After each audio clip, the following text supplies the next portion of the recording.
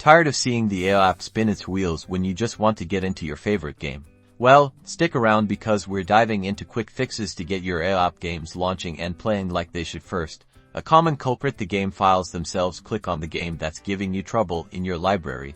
Then, click on Find It on your library options. Click on the Manage button, which will then show you a menu of options. Select the Repair option. The EA app will then scan and repair your game files if anything is missing or corrupted. This process will take a few minutes, depending on the size of the game, but it's often the magic fix. Once it's finished, close the repair window and try launching your game again from your library. If your game still refuses to launch, let's try another trick. Sometimes, starting the game directly from the library can bypass any potential launch hiccups. Simply click the game's icon in your library and hit the button.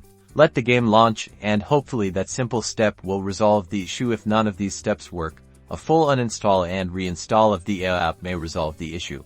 These are just a few quick fixes that you can try. Let me know in the comments if these steps helped you. Don't forget to like and subscribe for more helpful gaming tips.